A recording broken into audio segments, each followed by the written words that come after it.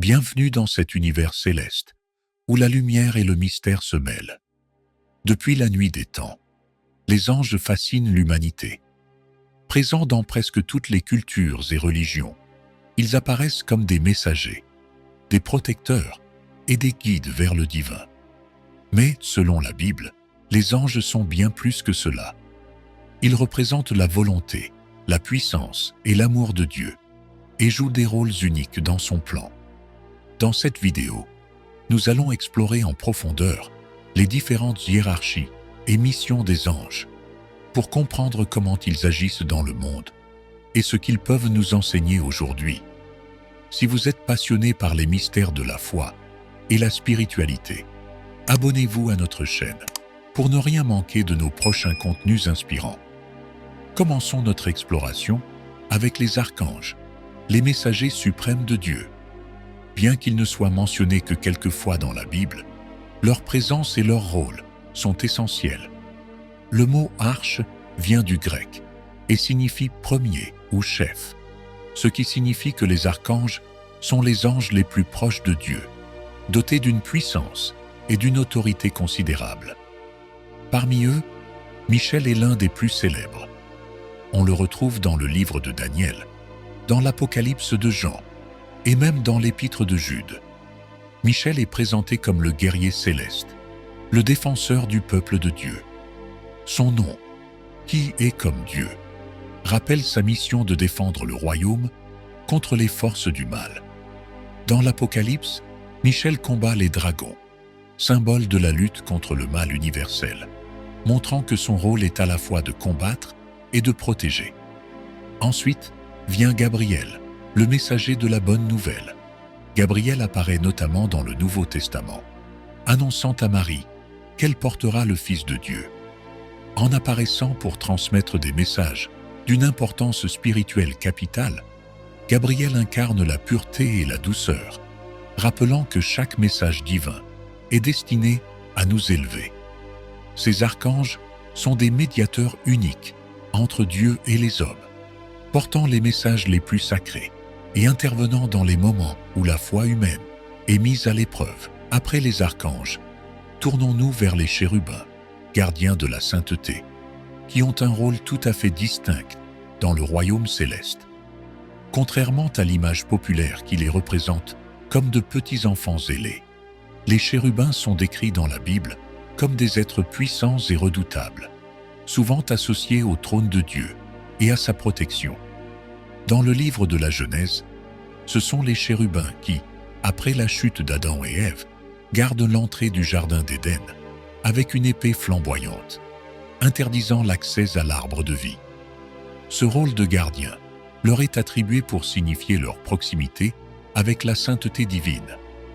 Dans les visions d'Ézéchiel, les chérubins portent le trône de Dieu, entourés d'ailes et de flammes. Ce sont des êtres mystérieux, à la fois protecteurs et témoins de la gloire divine.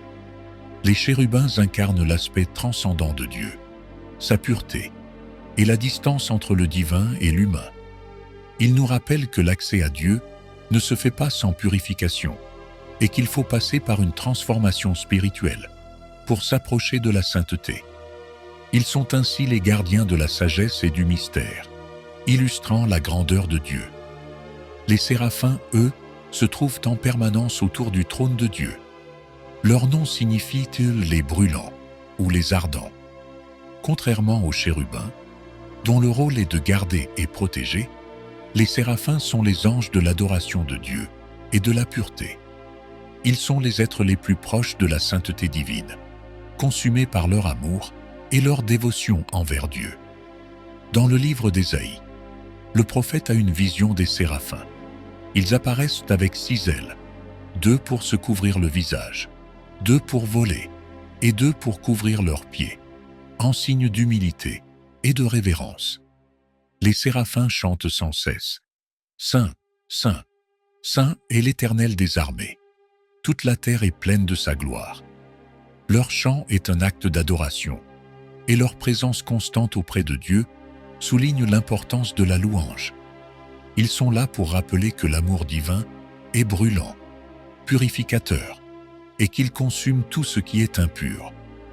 Les séraphins nous enseignent que l'adoration est au cœur de la relation avec Dieu. Ils sont le modèle parfait de dévotion, montrant que la vraie foi est celle qui transcende le matériel et nous lie directement au divin. Passons maintenant aux anges gardiens, nos protecteurs individuels proches de nous, dont la mission consiste à veiller sur les individus. Dans la tradition chrétienne, chaque personne aurait un ange gardien, chargé de la guider et de la protéger tout au long de sa vie. Cette idée est ancrée dans des passages, comme celui du psaume 91. Il ordonnera à ses anges de te garder dans toutes tes voies.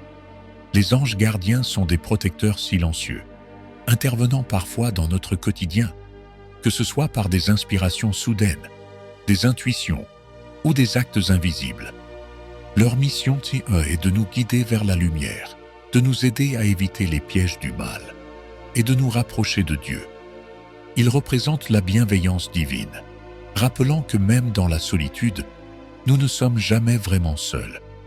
Les anges gardiens incarnent cette promesse que Dieu veille individuellement sur chacun de nous, qu'il nous envoie un guide, un protecteur, dans les moments de doute. Enfin, abordons un autre niveau de la hiérarchie céleste, les principautés, les puissances et les dominations. Bien moins connus, ces anges de l'ordre cosmique ont pour mission de réguler et d'équilibrer les forces dans l'univers. Dans les épîtres de Paul, ils sont mentionnés comme les gardiens de l'ordre cosmique, responsables de la paix et de l'harmonie dans l'univers divin. Les principautés veillent sur les nations, influencent les dirigeants et aident à maintenir la stabilité. Les puissances et les dominations, quant à elles, supervisent les forces naturelles, régulant ce qui dépasse l'entendement humain. Ils symbolisent les lois divines et l'harmonie que Dieu a placée dans la création. Ces anges nous montrent que tout dans la création a un ordre, une direction. Leur rôle dans la hiérarchie céleste nous rappelle que Dieu a prévu chaque chose dans son plan, qu'il existe un équilibre même au cœur du chaos. Ainsi, les anges, sous leurs multiples formes et hiérarchies, reflètent la grandeur et la diversité de la volonté de Dieu. Chacun a un rôle, une mission spécifique qui participe à l'harmonie de la création. Des archanges aux anges gardiens, chacun de ces êtres célestes œuvre à la réalisation de la paix divine, de la protection et du rappel de l'amour de Dieu. Pour nous, les anges représentent une aide précieuse, un soutien invisible qui nous accompagne dans notre chemin de vie. Ils sont aussi une source d'inspiration, une promesse que même dans nos moments de doute, il existe une lumière qui veille sur nous. En les connaissant mieux, nous sommes invités à approfondir notre foi et notre confiance en Dieu, et à nous souvenir que nous faisons partie d'un univers bien plus vaste que nous-mêmes. Merci d'avoir exploré cet univers céleste avec nous. Si cette vidéo vous a touché, n'hésitez pas à la partager et à vous abonner pour continuer ce voyage spirituel ensemble. À très vite pour une nouvelle découverte mystique.